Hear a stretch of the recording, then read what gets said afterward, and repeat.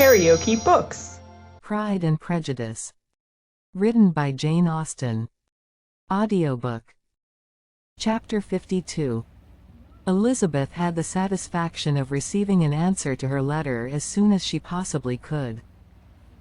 She was no sooner in possession of it, than hurrying into the little copse, where she was least likely to be interrupted, she sat down on one of the benches, and prepared to be happy, for the length of the letter convinced her that it did not contain a denial. Gracechurch Street, Sept. 6. My dear niece, I have just received your letter, and shall devote this whole morning to answering it, as I foresee that a little writing will not comprise what I have to tell you. I must confess myself surprised by your application. I did not expect it from you. Don't think me angry, however, for I only mean to let you know that I had not imagined such inquiries to be necessary on your side. If you do not choose to understand me, forgive my impertinence. Your uncle is as much surprised as I am, and nothing but the belief of your being a party concerned would have allowed him to act as he has done. But if you are really innocent and ignorant, I must be more explicit. On the very day of my coming home from Longbourn, your uncle had a most unexpected visitor. Mr. Darcy called, and was shut up with him several hours. It was all over before I arrived, so my curiosity was not so dreadfully racked as yours seems to have been. He came to tell Mr. Gardiner that he had found out where your sister and Mr. Wickham were, and that he had seen and talked with them both, Wickham repeatedly, Lydia once. From what I can collect, he left Derbyshire only one day after ourselves, and came to town with the resolution of hunting for them. The motive professed was his conviction of its being owing to himself that Wickham's worthlessness had not been so well known as to make it impossible for any young woman of character to love or confide in him. He generously imputed the whole to his mistaken pride, and confessed that he had before thought it beneath him to lay his private actions open to the world. His character was to speak for itself. He called it, therefore, his duty to step forward, and endeavor to remedy an evil which had been brought on by himself. If he had another motive, I am sure it would never disgrace him. He had been some days in town before he was able to discover them, but he had something to direct his search, which was more than we had, and the consciousness of this was another reason for his resolving to follow us. There is a lady, it seems, a Mrs. Yonge, who was some time ago governess to Miss Darcy, and was dismissed from her charge on some cause of disapprobation, though he did not say what. She then took a large house in Edward Street, and has since maintained herself by letting lodgings. This Mrs. Yonge was, he knew, intimately acquainted with Wickham, and he went to her for intelligence of him, as soon as he got to town. But it was 2 or 3 days before he could get from her what he wanted. She would not betray her trust, I suppose, without bribery and corruption, for she really did know where her friend was to be found. Wickham, indeed, had gone to her on their first arrival in London, and had she been able to receive them into her house, they would have taken up their abode with her. At length, however, our kind friend procured the wished-for direction. They were in Street. He saw Wickham, and afterwards insisted on seeing Lydia. His first object with her, he acknowledged, had been to persuade her to quit her present disgraceful situation, and return to her friends as soon as they could be prevailed on to receive her, offering his assistance as far as it would go. But he found Lydia absolutely resolved on remaining where she was. She cared for none of her friends. She wanted no help of his. She would not hear of leaving Wickham. She was sure they should be married some time or other, and it did not much signify when. Since such were her feelings, it only remained, he thought, to secure and expedite a marriage, which, in his very first conversation with Wickham, he easily learnt had never been his design. He confessed himself obliged to leave the regiment on account of some debts of honor which were very pressing, and scrupled not to lay all the ill consequences of Lydia's flight on her own folly alone. He meant to resign his commission immediately, and as to his future situation, he could conjecture very little about it. He must go somewhere, but he did not know where, and he knew he should have nothing to live on. Mr. Darcy asked why he did not marry your sister at once. Though Mr. Bennet was not imagined to be very rich, he would have been able to do something for him, and his situation must have been benefited by marriage. But he found, in reply to this question, that Wickham still cherished the hope of more effectually making his fortune by marriage, in some other country. Under such circumstances, however, he was not likely to be proof against the temptation of immediate relief. They met several times, for there was much to be discussed. Wickham, of course, wanted more than he could get, but at length was reduced to be reasonable. Everything being settled between them, Mr. Darcy's next step was to make your uncle acquainted with it, and he first called in Gracechurch Street the evening before I came home. But Mr. Gardiner could not be seen, and Mr. Darcy found, on further inquiry, that your father was still with him, but would quit town the next morning. He did not judge your father to be a person whom he could so properly consult as your uncle, and therefore readily postponed seeing him till after the departure of the former. He did not leave his name, and till the next day it was only known that a gentleman had called on business. On Saturday he came again. Your father was gone, your uncle at home, and, as I said before, they had a great deal of talk together. They met again on Sunday, and then I saw him too. It was not all settled before Monday. As soon as it was, the express was sent off to Longbourn. But our visitor was very obstinate. I fancy, Lizzie, that obstinacy is the real defect of his character, after all. He has been accused of many faults at different times, but this is the true one. Nothing was to be done that he did not do himself, though I am sure, and I do not speak it to be thanked, therefore say nothing about it, your uncle would most readily have settled the whole. They battled it together for a long time, which was more than either the gentleman or lady concerned in it deserved. But at last your uncle was forced to yield, and instead of being allowed to be of use to his niece, was forced to put up with only having the probable credit of it, which went sorely against the grain, and I really believe your letter this morning gave him great pleasure, because it required an explanation that would rob him of his borrowed feathers, and give the praise where it was due. But, Lizzie, this must go no further than yourself, or Jane at most. You know pretty well, I suppose, what has been done for the young people. His debts are to be paid, amounting, I believe, to considerably more than £1,000, another 1,000 in addition to her own settled upon her, and his commission purchased. The reason why all this was to be done by him alone, was such as I have given above. It was owing to him, to his reserve and want of proper consideration, that Wickham's character had been so misunderstood, and consequently that he had been received and noticed as he was. Perhaps there was some truth in this, though I doubt whether his reserve, or anybody's reserve, can be answerable for the event.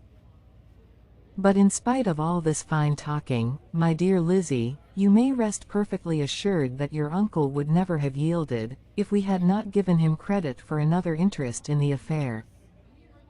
When all this was resolved on, he returned again to his friends, who were still staying at Pemberley, but it was agreed that he should be in London once more when the wedding took place, and all money matters were then to receive the last finish.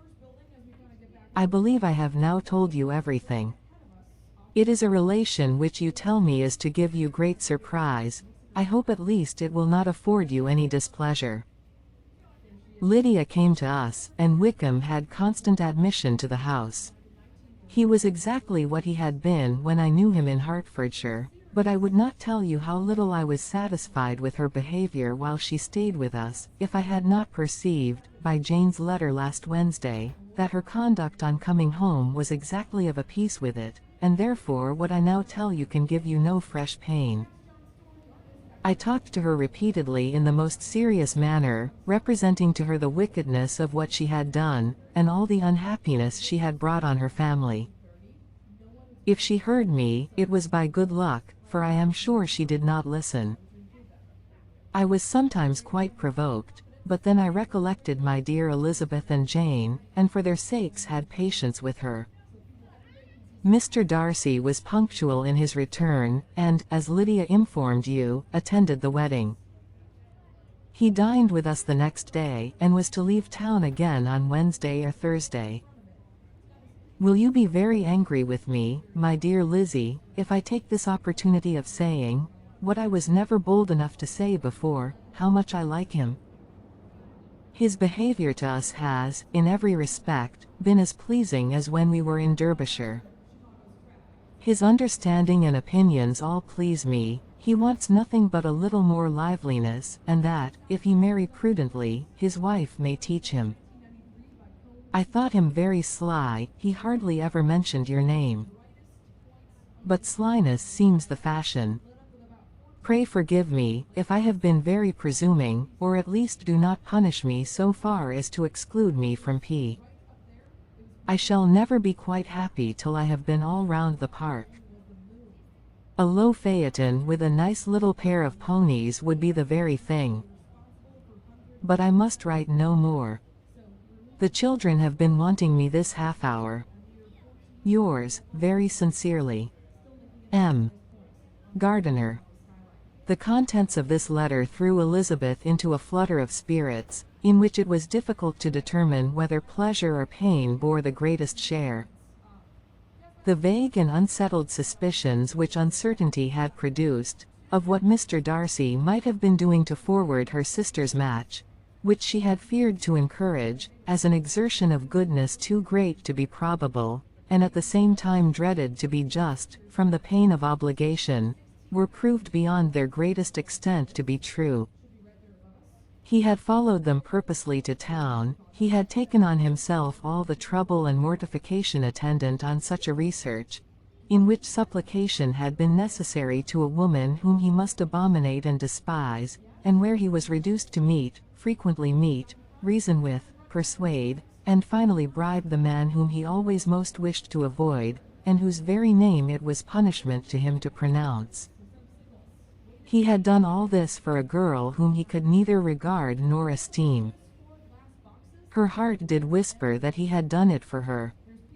But it was a hope shortly checked by other considerations, and she soon felt that even her vanity was insufficient, when required to depend on his affection for her, for a woman who had already refused him, as able to overcome a sentiment so natural as abhorrence against relationship with Wickham. Brother-in-law of Wickham.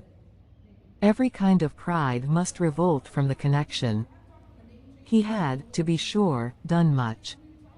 She was ashamed to think how much. But he had given a reason for his interference, which asked no extraordinary stretch of belief. It was reasonable that he should feel he had been wrong. He had liberality, and he had the means of exercising it, and though she would not place herself as his principal inducement, she could perhaps believe that remaining partiality for her might assist his endeavors in a cause where her peace of mind must be materially concerned. It was painful, exceedingly painful, to know that they were under obligations to a person who could never receive a return. They owed the restoration of Lydia, her character, everything to him. Oh, how heartily did she grieve over every ungracious sensation she had ever encouraged, every saucy speech she had ever directed towards him. For herself she was humbled, but she was proud of him, proud that in a cause of compassion and honor he had been able to get the better of himself. She read over her aunt's commendation of him again and again. It was hardly enough, but it pleased her. She was even sensible of some pleasure, though mixed with regret, on finding how steadfastly both she and her uncle had been persuaded that affection and confidence subsisted between Mr. Darcy and herself.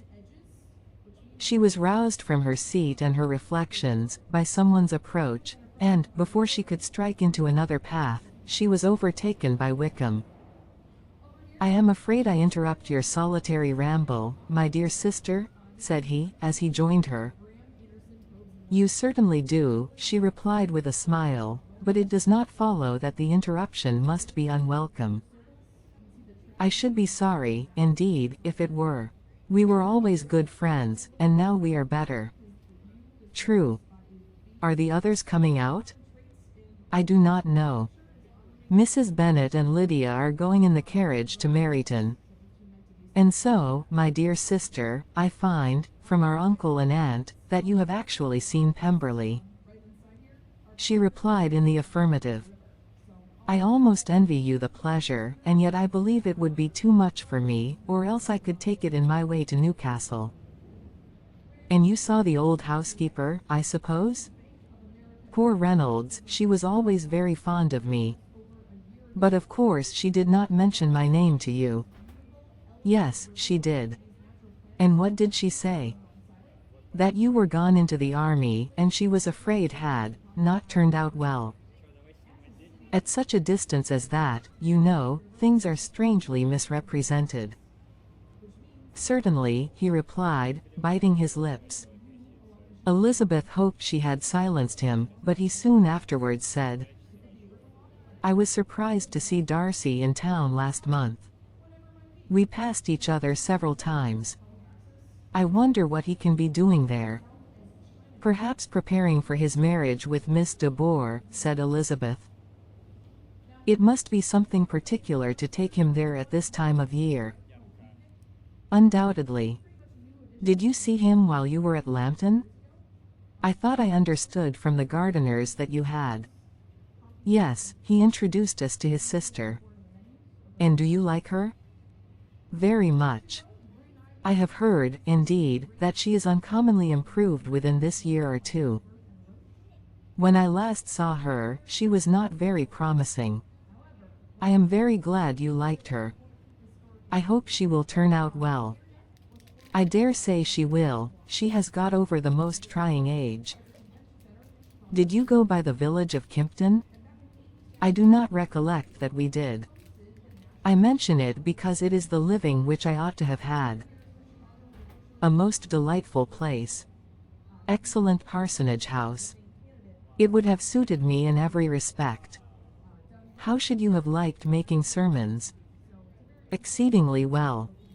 I should have considered it as part of my duty, and the exertion would soon have been nothing. One ought not to repine, but, to be sure, it would have been such a thing for me. The quiet, the retirement of such a life, would have answered all my ideas of happiness. But it was not to be. Did you ever hear Darcy mention the circumstance when you were in Kent?" "I have heard from authority, which I thought as good, that it was left you conditionally only, and at the will of the present patron." "You have?" "Yes, there was something in that. I told you so from the first, you may remember. I did hear, too, that there was a time when sermon-making was not so palatable to you as it seems to be at present, that you actually declared your resolution of never taking orders, and that the business had been compromised accordingly." "You did. And it was not wholly without foundation. You may remember what I told you on that point, when first we talked of it." They were now almost at the door of the house, for she had walked fast to get rid of him, and unwilling, for her sister's sake, to provoke him, she only said in reply, with a good-humored smile, "Come, Mr. Wickham, we are brother and sister, you know. Do not let us quarrel about the past. In future, I hope we shall be always of one mind." She held out her hand. He kissed it with affectionate gallantry, though he hardly knew how to look, and they entered the house. If you liked what you heard, please subscribe to the channel.